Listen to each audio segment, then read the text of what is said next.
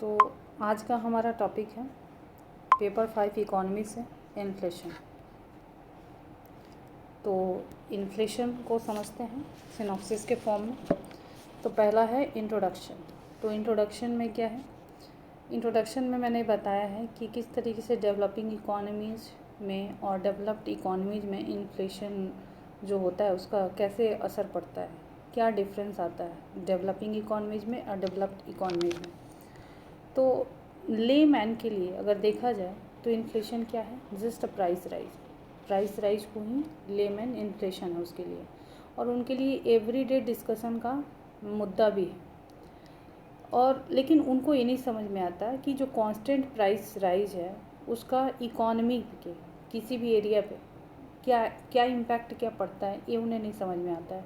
किस तरीके से इन्फ्लेशन एक पॉलिटिकल क्राइसिस को जन्म देती है, ये सब नहीं समझ में आता। तो ये सब डेवलपिंग इकोनॉमीज़ में देखा जाता है। लेकिन जो डेवलप्ड इकोनॉमीज हैं, डेवलप्ड नेशंस हैं, वहाँ पे जो गवर्नमेंट है, वहाँ पे गवर्नमेंट नहीं, वहाँ पे जो मतलब वहाँ के जो वोटर्स हैं मोर अवेयर और इन्फॉर्म्ड हैं, वो अच्छी तरीके से इन हायर और लोअर इन्फ्लेशन के इम्पैक्ट को समझते हैं और उस तरीके से इलेक्शन पर उसका प्रभाव पड़ता है। इंडिया में तो ऐसा भी देखा गया है कि जो क्या होता है कि अगर प्राइस राइज हो गया तो उसकी वजह से गवर्नमेंट को हटा दिया जाता है इलेक्शन में। तो इस तरीके से आप इंट्रोडक्शन बता देना। फिर डेफिनेशन में वही है, a rise in the general level of prices in an economy that is sustained over time is inflation. अब इसमें आगे इलेबोरेट करना है कि कुछ गुड्स हैं जिसके प्राइसेज अगर हाइक हो गए हैं तो हम इन्फ्लेशन नहीं कहेंगे। इन्फ्लेशन के केस में मोस्ट गुड्स के प्राइसेज बढ़ने चाहिए और सर्विसेज, मतलब इन्फ्लेशन देखा जाए तो इसमें गुड्स और सर्विसेज दोनों की प्राइस बढ़ती है due to increase in demand. और उसका प्रभाव क्या देखने को मिलता है? तो परचेजिंग पावर रिड्यूस होती है, करेंसी की वैल्यू रिड्यूस होती है और डेप्टर के लिए एक अच्छी सिचुएशन क्रिएट हो जाती है। जो कर्ज लेने वाला है उसके लिए अच्छी सिचुएशन, क्योंकि पैसे की वैल्यू गिर चुकी है। तो उसके बाद फिर WPI और CPI इंडाइसेज है जिससे उसको मेजर किया जाता है। फिर रेट ऑफ इन्फ्लेशन कैसे निकालते हैं उसका फॉर्मूला है कि जिस ईयर का हमें निकालना है इन्फ्लेशन, उस ईयर का प्राइस लेवल और उसके प्रीवियस ईयर का प्राइस लेवल अपॉन में प्रीवियस ईयर का प्राइस लेवल इंटू 100 करके इन्फ्लेशन रेंज को निकाला गया है। ठीक है। अब इसके बाद थोड़ा सा हम देख लेंगे डिसइन्फ्लेशन एंड डिफ्लेशन। इसमें हम बहुत डिटेल में नहीं जाएंगे, शॉर्ट में देखेंगे क्या है। तो डिसइन्फ्लेशन कह रहा है कि इकॉनमी के लिए अच्छा माना जाता है क्योंकि इसमें परचेजिंग पावर जो होती है वो बढ़ जाती है, क्योंकि गुड्स के जो दाम हैं वो घट जाते हैं। तो एक कंज्यूमर के लिए एक कंफर्ट वाली सिचुएशन क्रिएट हो जाती है। तो इसीलिए डिसइन्फ्लेशन अच्छा है। लेकिन डिफ्लेशन अच्छा नहीं है क्योंकि इसमें क्या आता है, इसमें रिसेशन आ जाता है, मंदी आ जाती है। मतलब बहुत ज़्यादा ही जो गुड्स हैं, सर्विसेज हैं, उनकी प्राइस बहुत ज़्यादा कम हो जाती है, करेंसी की वैल्यू बहुत ज़्यादा बढ़ जाती है, परचेजिंग पावर बहुत ज़्यादा बढ़ जाती है। तो एक क्रेडिटर के लिए सही है, जो लोन देने वाला है उसके लिए सही है क्योंकि पैसे की वैल्यू बढ़ गई है। लेकिन देखा जाए तो हमारी इकॉनमी के लिए ना ही रिसेशन सही है और ना ही इन्फ्लेशन बहुत ज़्यादा सही है, ना हाइपर इन्फ्लेशन सही है ना इन्फ्लेशन। अगर एक लिमिटेड रेंज में रहे तो ही ये हमारी इकॉनमी के लिए हेल्दी माना जाता है। अब हमने ये देख लिया कि इन्फ्लेशन क्या है, तो शॉर्ट में तो हम बता देंगे कि इन्फ्लेशन मतलब जहाँ पे गुड्स और सर्विसेज की जो प्राइस हैं वो बढ़ जाते हैं। तो गुड्स एंड सर्विसेज के प्राइस बढ़ जाते हैं तो इस वजह से इन्फ्लेशन होता है। तो ये गुड्स एंड सर्विसेज के प्राइस क्यों बढ़ते हैं, क्या कारण क्या है कि जिससे गुड्स एंड सर्विसेज महंगा हो रहे हैं, इन्फ्लेशन आ रहा है? तो उसके कारण को हम देखेंगे तो दो कारण हैं, एक है डिमांड पुल इन्फ्लेशन, एक है कॉस्ट पुश इन्फ्लेशन। तो demand as the name suggest demand, ठीक है। तो इसी से पता चल रहा है कि इसमें जो कॉज है, कारण है, वो डिमांड ही कारण है। इन्फ्लेशन को बढ़ाने वाला जो कॉज है, मतलब demand is the cause behind inflation, demand ही कारण है इन्फ्लेशन के लिए। और एक माइक्रो इकोनॉमी के 4 सेक्शन में देखने को मिलता है, जैसे house hold, business, governments and foreign buyers, ये सब के केस में ये देखने को मिलता है। छोड़ो ना, ये डिमांड ही इसका कारण है। और डिमांड क्यों बढ़ रहा है?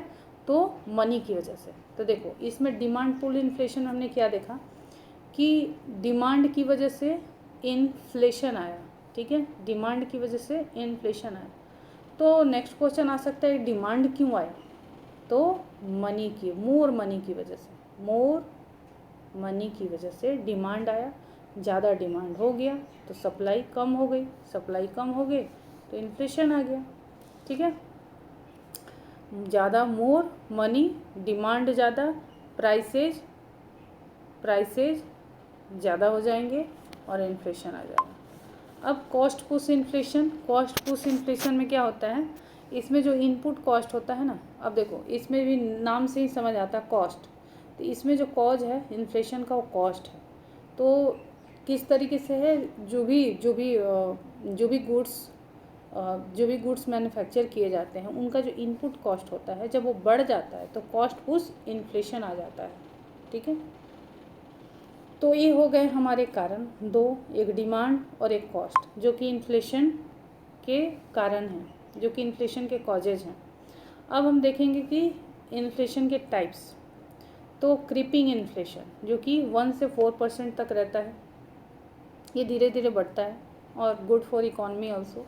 Walking inflation 4 to 9% single digit में। रनिंग इन्फ्लेशन 10 to 20%, ठीक है।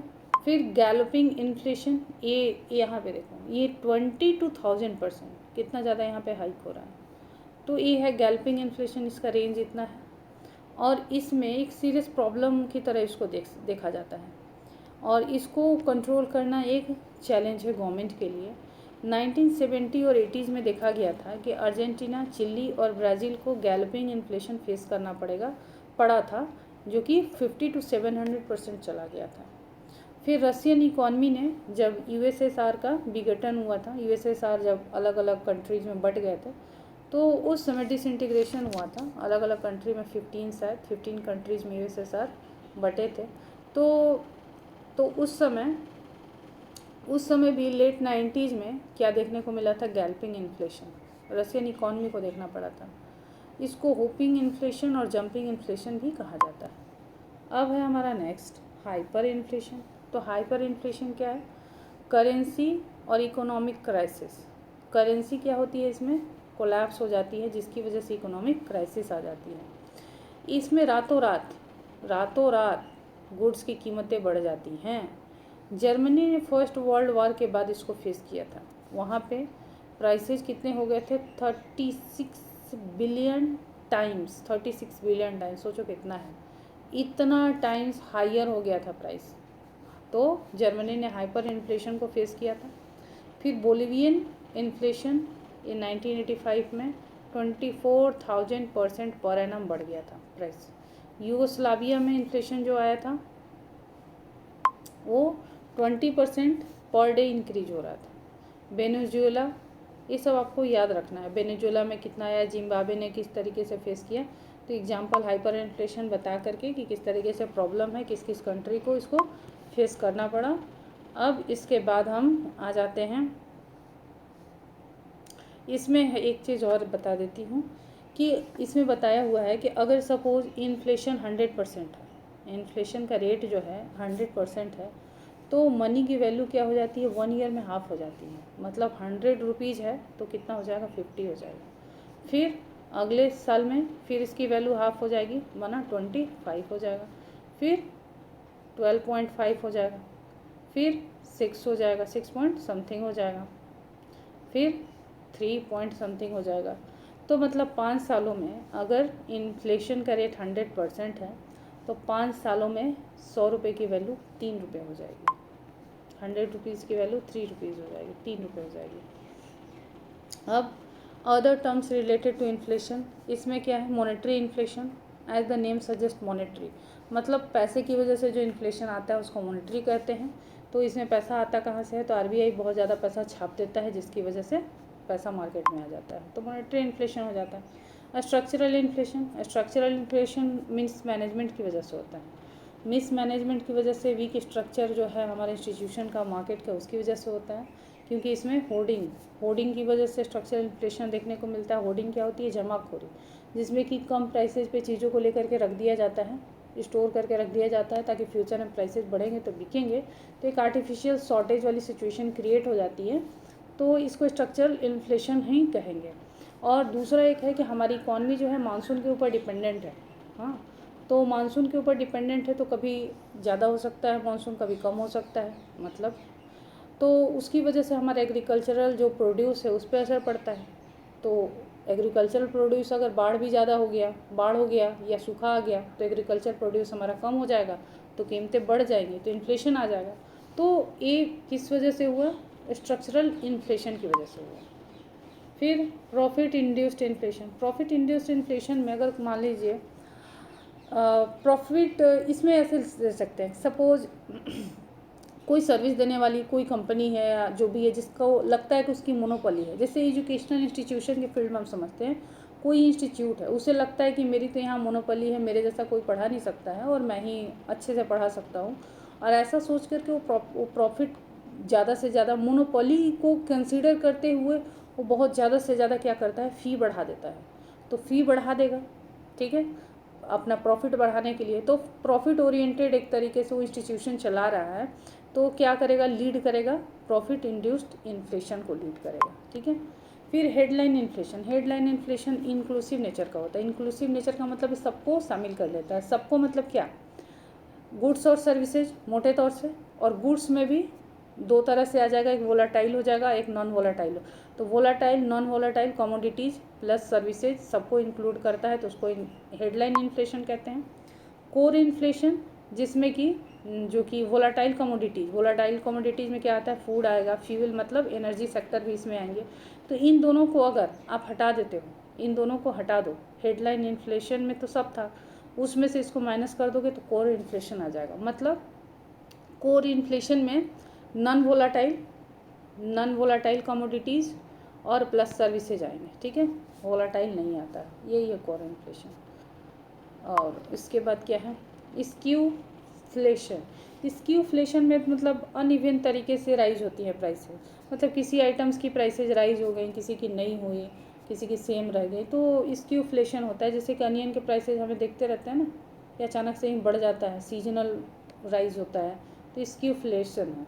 फिर उसके बाद स्टैगफ्लेशन क्या है? इसमें स्टैग्नेशन प्लस इन्फ्लेशन, मतलब इसमें रिसेशन भी देखने को मिलता है, इन्फ्लेशन भी देखने को मिलता है, और अनएम्प्लॉयमेंट, मतलब तीनों चीज़ें स्टैगफ्लेशन के अंदर हमें देखने को मिलती हैं। तो ये हो गया हमारा। उसके बाद अब आ जाते हैं हम इन्फ्लेशन इन इंडिया। इंडिया में इन्फ्लेशन को कैलकुलेट कैसे किया जाता है? एक मिनट, इन्फ्लेशन इंडिया में कैसे कैलकुलेट होता है? तो इसके लिए दो इंडाइसेज यूज़ किए जाते हैं, वो हैं WPI और CPI। तो WPI क्या है? Wholesale price index. इसको होलसेल प्राइस में जो चेंज आता है उसको मेजर करने के लिए WPI को यूज़ किया जाता है। ये मार्केट प्राइसेज को कैलकुलेट करता है, और जब रिटेल लेवल तक, जब तक गुड्स नहीं पहुंच जाता है, वहाँ तक, रिटेल लेवल तक पहुँचने तक जो भी स्टेजेज आएंगे, उन सारे स्टेजेज पे जो भी चेंजेज आएंगे, कमोडिटी के प्राइस में जो भी चेंजेज आएंगे, उनको ट्रैक करता है। क्योंकि लेवल भी होता है ना, एक प्रोड्यूसर लेवल हो गया, फिर उसके बाद होलसेल लेवल, फिर उसके बाद हमारा जो रिटेल लेवल आएगा। तो किस तरीके से यहाँ पे प्राइसेस चेंज हो रहे हैं, यहाँ पे अलग था, इससे ज़्यादा यहाँ बढ़ गया, फिर वहाँ बढ़ गया, तो उसको ट्रैक करता है। फिर इसका बेस ईयर 2011-12 है, मंथली बेसिस पे इसको रिलीज किया जाता है। यह कॉमर्स एंड इंडस्ट्री मिनिस्ट्री के अंदर में आता है। और माइक्रो लेवल पॉलिसी मेकिंग में इसका यूज किया जाता है। इसके कंपोनेंट्स देख लो, 3 हैं। एक तो प्राइमरी आर्टिकल्स हैं, फ्यूल एंड पावर हैं, मैन्युफैक्चर्ड गुड्स हैं। तो प्राइमरी आर्टिकल्स कितना करता है? 22.62% कवर करता है। ये देखो, इसमें पूरा रटने वाला चीज़ है, समझने वाला कुछ भी नहीं है, मैं इसीलिए जल्दी जल्दी पढ़ दे रही हूँ। प्राइमरी आर्टिकल 22.62% को कवर करता है। 102 आइटम्स इसमें आते हैं, और फूड, वेजिटेबल्स, मिल्क, मिनरल्स सब प्राइमरी आर्टिकल के अंदर में आएगा। फ्यूल एंड पावर में 13.15%, 19 items, LPG, petrol, diesel, electricity, oil सब इसके अंदर आएगा। फिर मैन्युफैक्चर्ड गुड्स जिसमें 64.23% को कवर करता है। इसमें 555 आइटम्स आते हैं और इसमें मैन्युफैक्चर्ड फूड प्रोडक्ट भी आता है, शुगर भी आता है, रबर भी आता है, टेक्सटाइल वगैरह सब इसमें आ जाता है। अब सिग्निफिकेंस क्या है? सिग्निफिकेंस इसका है कि कॉमर्शियल कॉन्ट्रैक्ट्स में इसको यूज किया जाता है। एक तरीके से माइक्रो इंडिकेटर की तरह से इसको यूज किया जाता है। कोई भी इन्वेस्टमेंट पॉलिसीज को बनाना है तो उसमें इसको as a micro indicator use किया जाता है। और एक मिनट, हाँ, इसके अलावा इसको इन्फ्लेशन को मार्केट लेवल पे इन्फ्लेशन को चेक करने के लिए कंट्रोल किया जाता है। इंपॉर्टेंट ये है। और only goods come in this category. Only goods मतलब सर्विसेज इसके अंदर नहीं आते हैं। मतलब WPI सर्विसेज में कोई चेंज को कंसिडर नहीं करता है, सिर्फ गुड्स में ही करता है। ठीक है। अब CPI देखते हैं। CPI क्या है? Consumer price index. इसमें जैसे उसमें मार्केट लेवल पे जो चेंज था उसको मेजर किया जाता था, तो यहाँ पे रिटेल लेवल पे चेंज को मेजर किया जाता है। ठीक है। एवरेज प्राइस को डिटरमाइन करता है, जो कस्टमर के द्वारा पे किया जाता है उसके एवरेज प्राइस को डिटरमाइन किया जाता है। इसको NSO पब्लिश करता है। और कौन सी मिनिस्ट्री में आता है? Statistics and programme implementation. ये भी 2011-12 इसका बेस ईयर है। मंथली बेसिस पे इसको भी पब्लिश किया जाता है। और इसमें 8 कैटेगरीज आते हैं CPI के अंदर में। ये 8 कैटेगरी हैं: education, communication, transportation, recreation, clothes, foods and beverages, housing and medical care. अब CPI का कैलकुलेशन का फॉर्मूला यहाँ दिया हुआ है, वो देख लो क्या है। गिवन ईयर में मार्केट बास्केट का कॉस्ट और बेस ईयर में मार्केट बास्केट का कॉस्ट इंटू 100 करके हम CPI निकाल लेते हैं। और देखो, अगर यहाँ पे मैं लास्ट वीडियो में भी मैंने बेस ईयर का जिक्र किया था, लेकिन शायद बेस ईयर को मैंने ज़्यादा बताया नहीं था, वहाँ पे भी वीडियो लंबा होने की समस्या थी। तो चलो मैं यहाँ पे बेस ईयर बता देती हूँ। बेस ईयर में क्या होता है कि बेस ईयर जो भी डिसाइड किया जाता है, पहले तो ये जान लो कि अभी जो हमारा बेस ईयर चल रहा है वो 2011-12 चल रहा है। ये 2015 से ही इस बेस ईयर को रखा गया है। तो जो बेस ईयर डिसाइड होता है उसमें क्या होते हैं, कुछ कमोडिटी के लगभग ऑल कमोडिटीज़ की लिस्ट होती हैं और उनका प्राइस रहता है और उस प्राइस को कांस्टेंट प्राइस कहा जाता है। और फिर एवरी ईयर जो इन्फ्लेशन की वजह से जो उस कमोडिटी पे प्रभाव पड़ता है, उसके प्राइस में जो भी चेंजेज आते हैं, उससे बेस ईयर के प्राइस को क्या किया जाता है, कंपेयर किया जाता है। तो उसी तरीके से यहाँ CPI निकालने के लिए क्या किया जा रहा है कि बेस ईयर का जो प्राइस है उससे गिवन ईयर के प्राइस को क्या किया जा रहा है, अपॉन करके 100 से उसको मल्टीप्लाई करके CPI का परसेंटेज निकाला जा रहा है। तो वही है बेस ईयर। ये गवर्नमेंट के द्वारा ही डिसाइड किया जाता है। अब है टाइप्स ऑफ CPI में क्या है। Consumer price index for industrial workers है, consumer price index for agricultural labour है, consumer price index for rural labour है, consumer price index for urban non manual employ है। तो ये 4 टाइप्स हैं CPI के। अब हम शॉर्ट में ही देख लेते हैं चारों में क्या क्या है। तो एक चीज़ तो सब में कॉमन है। क्या कॉमन है कि देखो, ये हम पहला देख रहे हैं इंडस्ट्रियल वर्कर का, कि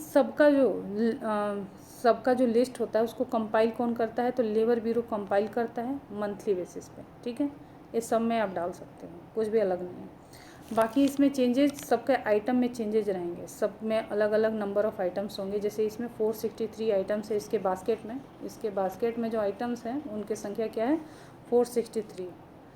और इसके द्वारा क्या किया जाता है, वेजेज को रिवाइज करने के लिए इसको यूज़ किया जाता है। मैनुअल जो वर्कर्स हैं उनके DA को रेगुलेट करने के लिए, मैनुअल वर्कर्स एंड एम्प्लॉयज़, जो सेंट्रल और स्टेट गवर्नमेंट के जो वर्कर्स हैं, एम्प्लॉय हैं, उनके DA को रेगुलेट करने के लिए, वेजेज को रिवाइज करने के लिए इस इंडेक्स का यूज किया जाता है। इसमें 7 सेक्टर्स आते हैं, जैसे कि factories, mines, plantation, railways, public motor transport undertakings, electricity generating and distributing establishment and ports and docks. ये हो गया। अब दूसरा है एग्रीकल्चरल लेबरल के लिए CPI इंडेक्स। तो मैंने एक चीज़ तो बोल दिया था कि लेबर ब्यूरो सब में होगा और मंथली बेसिस पे कंपाइल करता है, ठीक है। लेकिन इसमें देखो कमोडिटी की संख्या क्या है, 260 कमोडिटीज़, और बेस ईयर भी ना सबका अलग अलग है। जैसे कि इसमें 1986 to 87 है, सब में देख लेना अलग अलग है। इसमें कमोडिटीज़ उसमें 463 था, इसमें 260 कमोडिटीज़ आ गई। ये सब पूरे तरीके से रट्टाफिकेशन वाला ही है और कुछ नहीं है।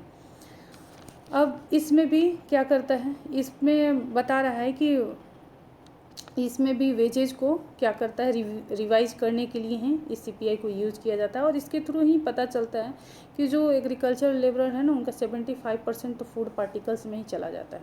तो अगर किसी भी तरीके की मतलब ऐसी सिचुएशन आ गई जिसमें फूड कम प्रोड्यूस हुआ या महंगा हो गया जिसकी वजह से, तो उन पर बहुत असर पड़ता है। तो इसके लिए गवर्नमेंट बॉडी FCI बनाई गई है, जिसके थ्रू उनको प्राइस जब बढ़ जाते हैं तो उस कंडीशन में उनको फूड ग्रेन की सप्लाई की जाती है।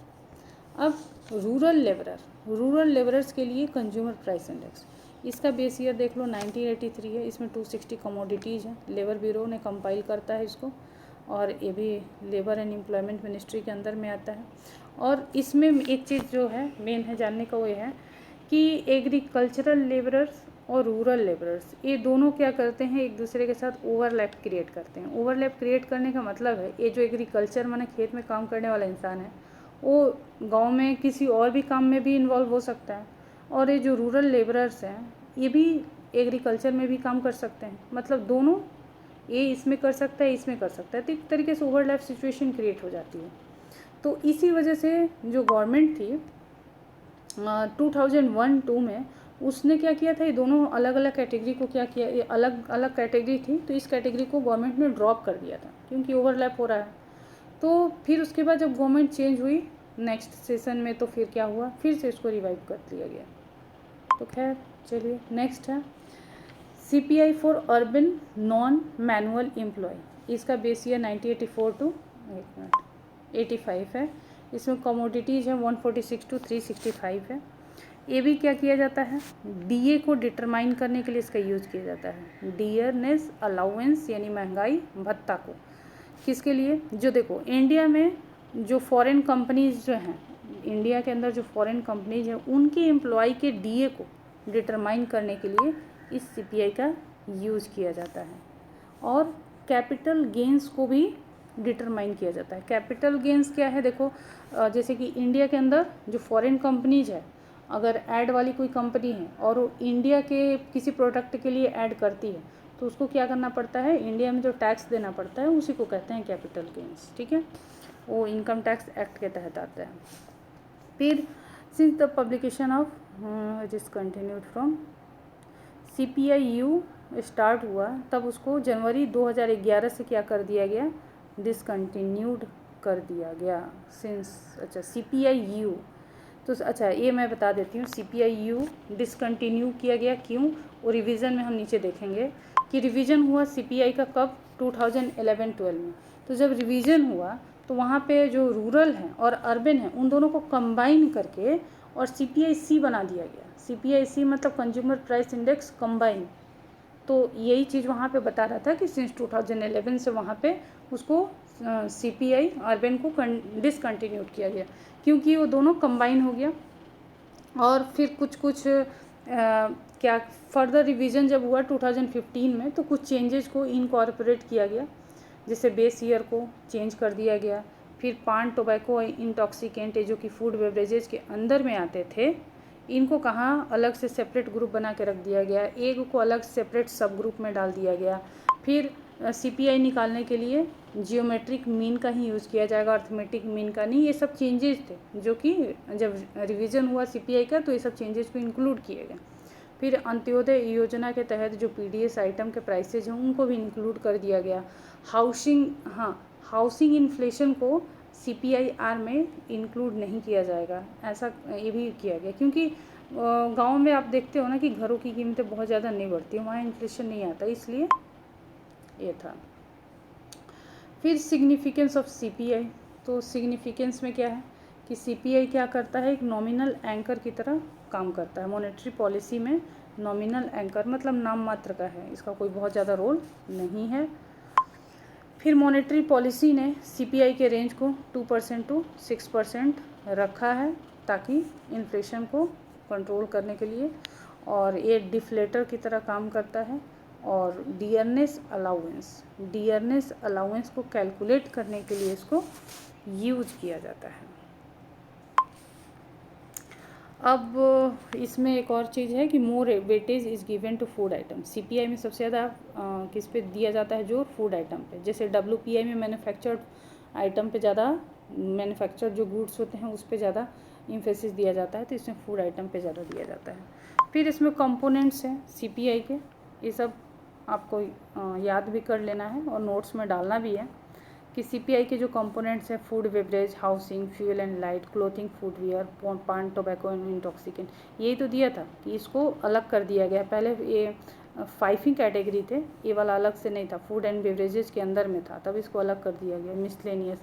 तो कितना कितना % कवर करते हैं, ये सारी चीज़ें दी हुई हैं। हो गया, इसको हटाओ। फिर ये जो टेबल है आप इसको डाल देना, ठीक है, अलग अलग ईयर में कितना कितना, ये जो तीनों आर्टिकल हम ये डब्ल्यूपीआई वाला टेबल है, ठीक है। डब्ल्यूपीआई में जो हमने देखा था तो 2004 से 5 और 11-12 का पूरा दिया हुआ है, कितने कमोडिटीज़ हैं वो सबका, और कितना % कवर करते हैं और कितनी कमोडिटीज़ हैं। अब उसके बाद आ जाओ, हाँ, ये है सीपीआई का टेबल। इसको आप सीपीआई जो मैंने अभी शॉर्ट में लिखा था ना, ये 6 जो आइटम्स थे उनका कवरेज, तो ये अलग अलग दिया है रूरल अर्बन कंबाइंड में। और 2004-5, जैसे कि 2011-12 अभी का हमारा बेस ईयर है, 2011-12। इसके पहले का बेस ईयर क्या था, 2004-5, उस समय और अभी का पूरा डेटा दिया हुआ है, तो ये भी देख लेना। और यहाँ पे भी ये जो सब कैटेगरीज हैं, वहाँ पे फूड बेवरेजेज कैटेगरी हो गया था, यहाँ पे सब ग्रुप, जैसे एक देखो, एक को अलग कर दिया गया है, सेपरेट ग्रुप में डाला गया है। जैसे कि ये मीट और फिश देख रहे हो ना, तो पहले इसके साथ था, अभी ये अलग हो गया, तो इस टेबल को भी देख लेना एक बार। अब उसके बाद basics of inflation control. Basics of inflation control मतलब, चलो अब हमें क्या पढ़ना है मैं बता रही हूँ। अब हमें इन्फ्लेशन कंट्रोल करने के मेजर्स देखने हैं। इसमें हम मॉनेटरी मेजर्स भी देखेंगे, फिजिकल मेजर्स भी देखेंगे, एडमिनिस्ट्रेटिव मेजर्स भी देखेंगे, तो 1 बाय 1 हम देखते जाते हैं। शॉर्ट में अगर मैं फिर से एक बार बताऊं, तो अभी तक जो हमने पढ़ा, क्या पढ़ा कि डिमांड बढ़ जाती है तो प्राइस बढ़ जाता है और इन्फ्लेशन आ जाता है। और डिमांड बढ़ता क्यों है, क्योंकि मनी ज़्यादा आ गया है। मनी क्यों आया है, क्योंकि लोन जो है चीप हो गया है। अब यही चीप लोन हर जगह यूज होने वाला है, ठीक है।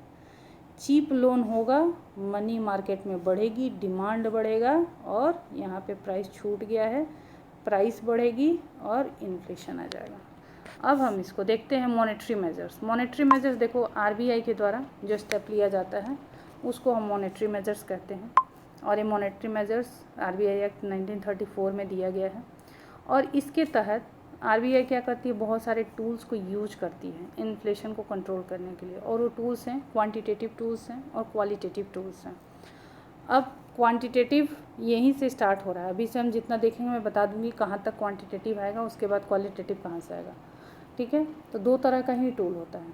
अब क्वांटिटेटिव के अंदर में भी अलग अलग टाइप है, उसको हम देखेंगे।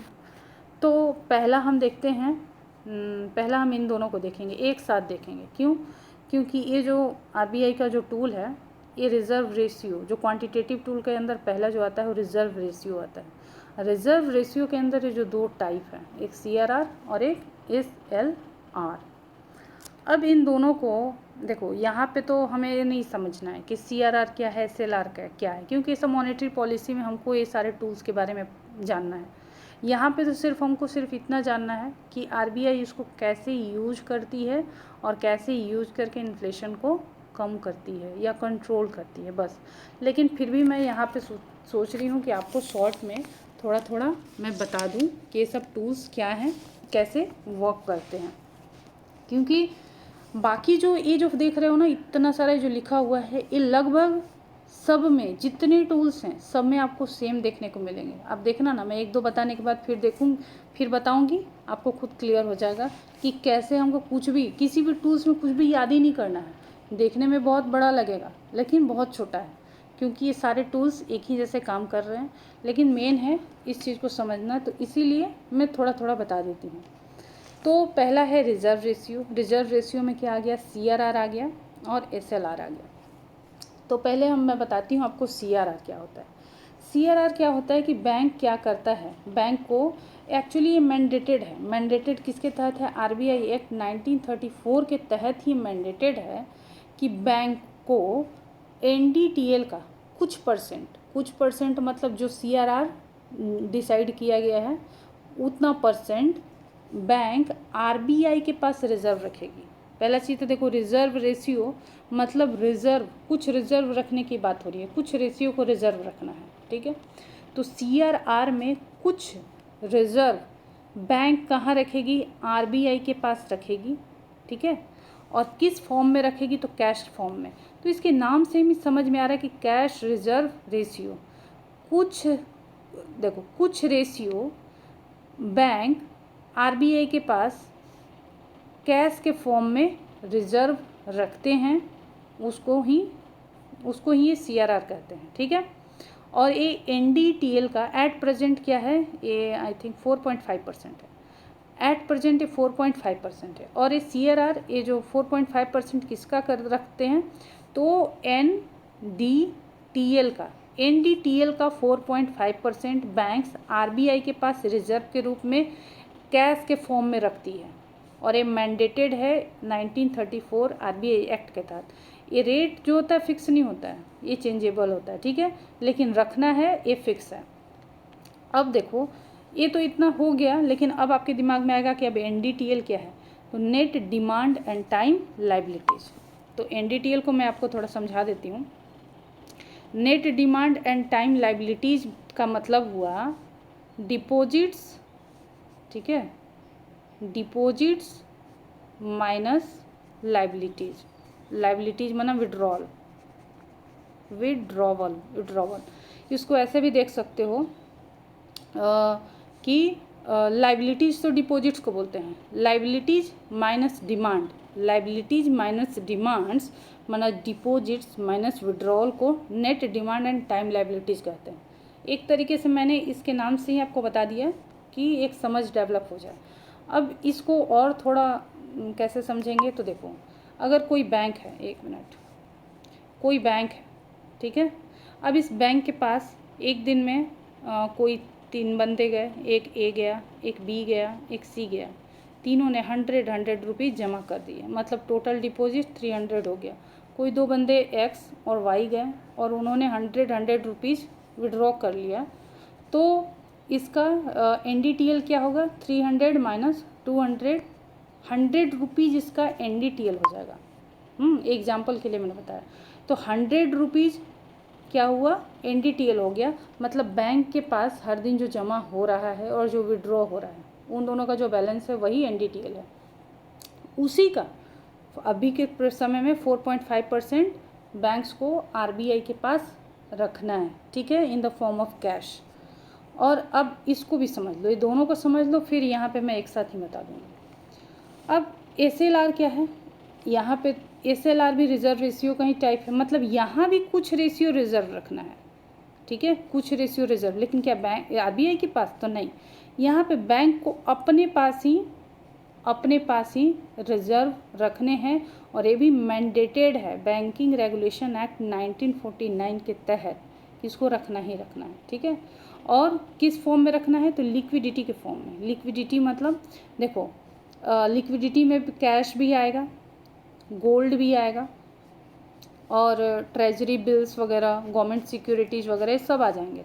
तो इसको बैंक्स को अलाउ है, वो किसी भी फॉर्म में रख सकता है। और एट प्रेजेंट जो SLR है वो 18% है, किसका, NDTL का। तो बैंक को क्या करना है, NDTL का 18% या अपने पास रिजर्व करके रखना है in the form of cash, gold and government securities and treasury bills के फॉर्म में। तो उसको SLR कहेंगे, स्टैच्यूटरी लिक्विडिटी रेशियो, ठीक है। और इसमें अब ये तो आपको समझ में आ गया कि SLR क्या है, बैंक्स अपने पास रख ली है रिजर्व, और CRR क्या है, बैंक्स ने RBI के पास रिजर्व जमा कर दिया। तो दोनों ही सिचुएशन में एक चीज़ तो क्लियर है ना कि बैंक अगर रिजर्व वहाँ भी रख रही है तो भी उसका पैसा ब्लॉक हो रहा है, RBI के पास चला गया, और यहाँ अपने पास भी रख रही है तो इसको लोन में तो नहीं दे पाएगी ना, तो ये भी पैसा ब्लॉक हो गया। मतलब इतना पैसा ब्लॉक किया जा रहा है बैंक का पैसा, ताकि क्या हो कि बैंकों में पैसे थोड़ा कम हो जाए। अब देखो इसको कैसे समझते हैं। अब जो SLR टूल है या CRR टूल है, दोनों को एक साथ ही बता देती हूँ। इन दोनों को RBI क्या करेगा, इन्फ्लेशन से कॉम्बैट करने के लिए एक रेज कर देगा, रेज CLR और रेज CRR दोनों को बढ़ा देगा। जैसे ही ये बढ़ेगा, अभी 4.5% है और ये 18% है, ये भी बढ़ जाएगा और ये भी बढ़ जाएगा। तो अभी 4.5 100 का और यहाँ 100 का 18%, तो कम अमाउंट में ही तो रिजर्व हुआ, बाकी पैसे बच गए थे लोन के लिए। जैसे ही ये CRR और SLR बढ़ेगा तो रिजर्व जो अमाउंट है वो भी बढ़ जाएगा। तो रिजर्व अमाउंट जैसे ही बढ़ेगा तो बैंक के पास क्या हो जाएगा, बैंक के पास लोन देने के लिए पैसे कम हो जाएंगे, और बैंक के पास जब पैसे कम हो जाएंगे तो उसकी लेंडिंग कैपेसिटी क्या होगी, रिड्यूस हो जाएगी। लेंडिंग कैपेसिटी जब रिड्यूस होगी, लेंडिंग रेट्स बैंक का बढ़ जाएगा, फिर मार्केट में पैसा कम जाएगा in the form of loan, और इन्फ्लेशन कंट्रोल हो जाएगा। तो यही दोनों ही केस में वही सेम चीज़ होता है, बढ़ेगा बैंक में पैसा कम हो जाएगा, मार्केट में पैसा कम जाएगा, और मार्केट में पैसा कम जाएगा, इन्वेस्टमेंट कम होगा, डिमांड कम होगा, प्राइसेज कम होंगे, इन्फ्लेशन कंट्रोल हो जाएगा। तो आई होप आपको क्लियर हो गया होगा ये SLR और CRR। अब आ जाइए इधर देखते हैं नेक्स्ट जो मॉनेटरी टूल है वो क्या है, रेपो रेट, ठीक है, और एक नीचे भी है। चलो एक साथ ही बताऊंगी मैं दोनों को। ये है रिवर्स रेपो रेट, ये दोनों को एक साथ में बताती हूँ। ये दोनों क्या है, शॉर्ट टर्म लोन के लिए इंटरेस्ट रेट है, रेपो रेट और रिवर्स रेपो रेट, ये दोनों है इंटरेस्ट रेट है। तो इंटरेस्ट रेट है तो कहाँ लगता है, तो जो रेपो रेट है, रुको एक मिनट, सपोज मान लो ये RBI है, ठीक है, और ये हो गया बैंक्स। अब जब RBI बैंक को लोन देगी, ठीक है, RBI बैंक को शॉर्ट टर्म लोन देगी, कुछ इंटरेस्ट पे देगी, उसी इंटरेस्ट को कहते हैं रेपो रेट, ठीक है। और इसमें साथ में उससे बैंक क्या करेगी, कोलैटरल भी रखवाएगी, कोलैटरल भी रखवाएगी। तो RBI बैंक को शॉर्ट टर्म लोन देती है कोलैटरल रखवा करके, तो जो इंटरेस्ट चार्ज करती है उसी इंटरेस्ट को रेपो रेट कहा जाता है। क्लियर। अब रिवर्स रेपो रेट, रिवर्स माने रेपो रेट का रिवर्स हो जाना, रिवर्स में हो जाना मतलब अभी RBI बैंक को दे रही थी, अब बैंक RBI को देगा। बैंक अगर RBI को शॉर्ट टर्म लोन देता है और बैंक को कोलैटरल रखना पड़ता है, तो बैंक जो इंटरेस्ट चार्ज करेगी उसको कहेंगे रिवर्स रेपो रेट। तो क्लियर, ये रिवर्स रेपो रेट। और एक चीज़ और है, जो रिवर्स रेपो रेट होगा वो हमेशा रेपो रेट से कम होता है। अब देखो ये दोनों समझ में आ गया क्या है। अब इसमें भी सेम चीज़ है, सेम चीज़ मतलब RBI रेपो रेट बढ़ा देती है तो मनी का फ्लो इकॉनमी में रिड्यूस हो जाता है, लेंडिंग रेट्स बढ़ जाता है, बोरोइंग बिजनेसमैन और इंडस्ट्रियलिस्ट के लिए बोरोइंग क्या हो जाती है, एक्सपेंसिव हो जाती है, जिससे क्या होता है कि लोन कम लेते हैं, इन्वेस्टमेंट कम होता है, और इन्वेस्टमेंट कम होगा तो फिर डिमांड कम होगी, प्राइसेज जो गुड्स के हैं वो कम हो जाएंगे, इन्फ्लेशन कंट्रोल हो जाएगा। सेम चीज़ इसमें भी है, रिवर्स रेपो रेट बढ़ा देगी। जब बैंक क्या करेगी, रिवर्स रेपो रेट बढ़ा देगी, तो रिवर्स रेपो रेट बढ़ाएगी तो एक तरीके से बैंक को मोटिवेट करेगी, इनकरेज करेगी कि आप मेरे पास ज़्यादा पैसा रखो, क्योंकि ये बैंक को ये फ़ायदा किसको हो रहा था, रिवर्स रेपो रेट से बैंक को हो रहा था ना। बैंक RBI को पैसा दे रही थी तो उसको इंटरेस्ट मिल रहा था। तो जो रिवर्स रेपो रेट बढ़ा करके बैंक क्या करती है, पैसा को ले लेती है कि ताकि वो जो मार्केट में लोन दे करके इंटरेस्ट कमाएगी वो मेरे पास दे दे, मैं उसको इंटरेस्ट पे कर दूँगा RBI के अनुसार, ठीक है। तो क्या होता है कि जैसे ही RBI क्या करेगी, रिवर्स रेपो रेट बढ़ाएगी, तो बैंक क्या करेंगे, अपने ज़्यादा से ज़्यादा अमाउंट किसको दे देंगे, RBI को दे देंगे। और आरबीआई को दे देंगे तो उनके पास क्या हो जाएगा, पैसे की कमी हो जाएगी। उनके पास पैसे की कमी होगी तो लोन कम देंगे, लोन कम देंगे तो इन्वेस्टमेंट कम होगा, इन्वेस्टमेंट कम होगा तो फिर प्राइस डिमांड कम होगा, प्राइसेज कम होगा, इन्फ्लेशन कंट्रोल हो जाएगा। इस तरीके से हो गया। अब है बैंक रेट। अब देखो, हाँ, बैंक रेट क्या है, ये भी रेट ऑफ इंटरेस्ट ही है। ये भी क्या करता है, आरबीआई क्या करता है, इसमें भी आरबीआई बैंक्स को क्या देता है, पैसे देता है, लेंड करता है जैसे कि रेपो रेट में किया था, लेकिन ये लॉन्ग टर्म के लिए करता है। इसमें रेपो में ये डिफरेंस है। Bank rate, RBI long term के लिए जब बैंक्स को लोन देता है तो जो इंटरेस्ट चार्ज करता है उसको बैंक रेट कहते हैं। बैंक रेट हमेशा क्या होता है, रेपो रेट से ज़्यादा होता है, इसीलिए इसको पेनल्टी रेट भी कहा जाता है। तो इन्फ्लेशन को कंट्रोल करने के लिए आरबीआई क्या करेगी, बैंक रेट को बढ़ा देगी। बैंक रेट को बढ़ाएगी तो जब पैसा बैंक आरबीआई से लेगा तो उसको क्या करना पड़ेगा, ज़्यादा इंटरेस्ट पे करना पड़ेगा ना। तो इसीलिए वो क्या करेगी कि कम पैसे लेगी, ज़्यादा पैसे नहीं लेगी। तो कम पैसे लेगी तो उसके पास पैसे कम हो जाएंगे, पैसे कम होंगे तो लेंडिंग रेट को बढ़ाएगी तो लोन कम देगी तो मनी सप्लाई कम होगा तो इन्वेस्टमेंट कम होगा तो डिमांड प्राइस कम होगा और इन्फ्लेशन कंट्रोल हो जाएगा। अब देखो MSF, मार्जिनल स्टैंडिंग फैसिलिटी, इसमें क्या होता है, आरबीआई क्या करती है, इसमें भी लोन देती है। ये भी इंटरेस्ट रेट किसको देगी, तो कमर्शियल बैंक को देगी, रीजनल रूरल बैंक को देगी। इसमें भी आरबीआई शेड्यूल कमर्शियल बैंक और रीजनल रूरल बैंक्स को जो लेंड करती है, जिस इंटरेस्ट पे करती है उसको कहते हैं MSF, ठीक है। तो ये MSF क्या होता है, इसका परसेंटेज देखो, इसका परसेंटेज आई थिंक अभी होगा 6.75%। और उसका मैंने शायद नहीं बताया क्या, रेपो रेट ना अभी 6.5 चल रहा है। रेपो रेट 6.5 है, रिवर्स रेपो रेट 3.35% है, और बैंक रेट भी 6.75 है, और MSF भी 6.75 है, ठीक है। तो ये सब रेट आप ज़रूर डाल देना। अब देखो थोड़ा सा, अब इसमें मैं ज़्यादा नहीं बता रही हूँ, बाकी इसको देखते हैं। इसमें भी देखो MSF रेट बढ़ जाता है तो बैंक्स का लेंडिंग रेट बढ़ जाता है, मनी सप्लाई घट जाती है, इन्फ्लेशन कंट्रोल हो जाता है। बाकी देखो MSF जो होता है ना, अभी के समय में रेपो रेट से 25 बेसिस पॉइंट्स अधिक होता है, तो 6.5 है, इसीलिए ये 6.75 है। अब देखो OMO क्या है, ओपन मार्केट ऑपरेशन। इसमें क्या होता है, आरबीआई इसमें सेलिंग और परचेजिंग करती है। आरबीआई किस चीज़ का, गवर्नमेंट सिक्योरिटीज़ का। आरबीआई गवर्नमेंट सिक्योरिटीज़ को सेल करती है और परचेज करती है, क्या करने के लिए, एक्सेस लिक्विडिटी को ड्रेन करने के लिए। जब इन्फ्लेशन की कंडीशन आती है तो आरबीआई गवर्नमेंट सिक्योरिटीज़ को सेल करती है, जिससे उनके पैसे को ब्लॉक कर सके, ड्रेन कर सके और ले सके, और पैसे का वहाँ कमी हो जाएगा बैंक्स में तो लोन कम होगा तो मार्केट में पैसा कम जाएगा और इन्फ्लेशन कंट्रोल हो जाएगा। इस तरीके से ओपन मार्केट ऑपरेशन है। फिर मार्केट स्टेबलाइजेशन स्कीम भी सिमिलर है ओपन मार्केट ऑपरेशन की तरह।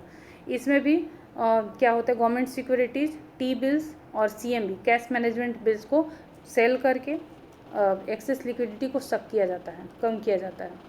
तो इसको भी as a tool RBI use करके बढ़ा देती है। अब यहाँ तक जो MSS तक पढ़े हम, स्टैच्यूटरी लिक्विडिटी रेशियो से इस MSS तक, ये सब क्वांटिटेटिव टूल्स हैं।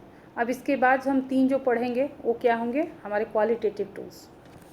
आरबीआई के मॉनेटरी पॉलिसी का क्वालिटेटिव टूल्स है। तो इसमें क्या है, पहला फिक्स्ड मार्जिन रिक्वायरमेंट देखो क्या होता है। अगर कोई लोन लेने के लिए गया है तो कोई कोलैटरल रखा जाता है, ठीक है। तो कोलैटरल जितने का होता है वो पूरा का पूरा लोन तो नहीं मिलता है, कुछ क्या होता है, मार्जिन फिक्स किया हुआ रहता है। जैसे कि इसमें बताया है कि 20% अगर मार्जिन फिक्स है, तो अगर कोई 1 लाख गोल्ड लेके गया है लोन लेने, तो उसको 1 लाख लोन में नहीं मिलेगा। इस 20% मार्जिन को कट करके उसको सिर्फ 80,000 का लोन मिलेगा। और इसी तरीके से अगर 30% है फिक्स्ड मार्जिन रिक्वायरमेंट, तो उसको लोन 70,000 का मिलेगा। तो इस फिक्स्ड मार्जिन रिक्वायरमेंट को क्या करती है, आरबीआई यूज करती है। आरबीआई यूज करके इसको बढ़ा देगी। जितना ज़्यादा ये बढ़ेगा तो क्या होगा कि जब कोई लोन लेने आएगा तो ज़्यादा अमाउंट का कोलेटरल को रखेगा और उसको कम अमाउंट में लोन मिलेगा। तो कम अमाउंट में लोन मिलेगा तो लोन डिसबर्समेंट कम हो जाएगा। लोन डिसबर्समेंट कम होगा तो इन्वेस्टमेंट कम होगा, डिमांड कम होगा, इन्फ्लेशन कंट्रोल में आ जाएगा। फिर मोरल सिचुएशन क्या है, इसमें आरबीआई क्या करती है, आरबीआई एक प्रेशर क्रिएट करती है। किसके ऊपर, बैंक्स के ऊपर। प्रेशर किस लिए क्रिएट करती है, क्योंकि जो भी मॉनेटरी पॉलिसी बना रही है उसको इम्प्लीमेंट बैंक को करना है। तो उस मॉनेटरी पॉलिसी की इम्प्लीमेंटेशन के लिए एक तरह का जो प्रेशर क्रिएट किया जाता है आरबीआई के द्वारा बैंकों के ऊपर, उसको मोरल सिचुएशन कहा जाता है। ठीक है, तो ये हो गया। तो इसके तहत भी क्या होगा कि आरबीआई जो भी मॉनेटरी पॉलिसी बनाएगी, बैंक्स क्या होंगे, उसको मानने के लिए बाध्य होंगे, उसको इम्प्लीमेंट करने के लिए। और इस तरीके से आरबीआई अपनी मॉनेटरी पॉलिसी के तहत इन्फ्लेशन को कंट्रोल करती है, बैंकों से को डायरेक्शन दे करके करवा करके इन्फ्लेशन को कंट्रोल कर लेती है। फिर नेक्स्ट है क्रेडिट कंट्रोल।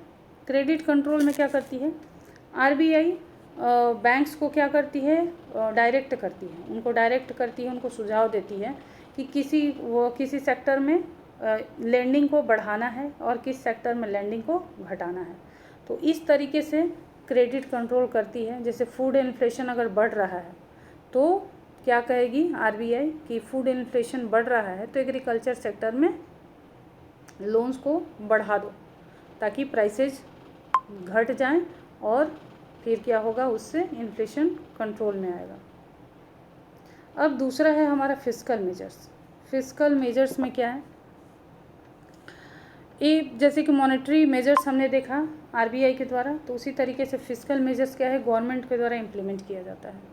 इसमें दो आते हैं फिस्कल में, पब्लिक एक्सपेंडिचर आता है और टैक्सेशन भी आता है।